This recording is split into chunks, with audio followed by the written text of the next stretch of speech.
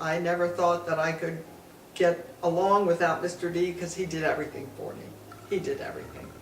He was such a blessing. So little by little, I learned. My girls, April taught me how to do the checkbook, you know, and little by little, whatever I needed, people in the church would come over if I needed something done. Something happened to the house, people, you know, I would have people come over from the church and help me. Well, I miss his affection. He was always hugging, always kissing. He was a very affectionate person, and he was a very optimistic person. He always looked on the bright side of things and always encouraged me in the Lord. And there's one thing he used to say to me. I used to get angry at him. He used to walk out the door and he used to say, "Honey, if I don't see you, I'll see you up in glory." Whenever he went to work. And I used to get so mad at him.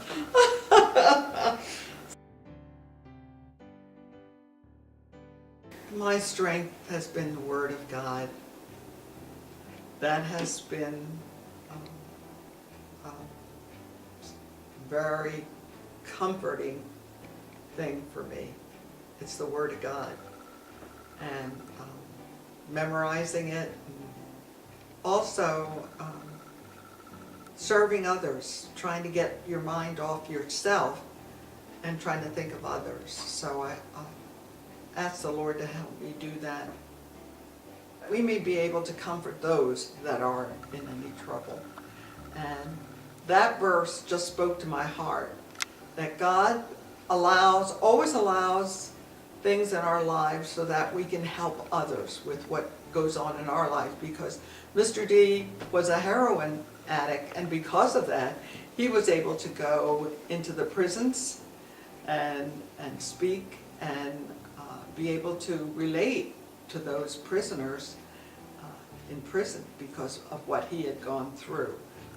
One of my blessings is being able to go to Chester County Prison and have a Bible study there every Tuesday night. Now, I don't do the Bible study. Different people come in and help me.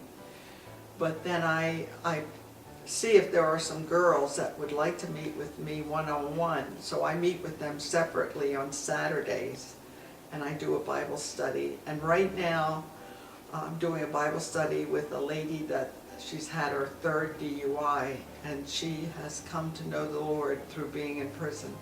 And I'm discipling her. And that's one of my blessings, that I can be used to help these ladies know that it's the Word of God that's going to change their lives. Because Mr. D was saved in prison, and while he was there, he memorized over 100 verses. And then my grandchildren, I just love my grandchildren.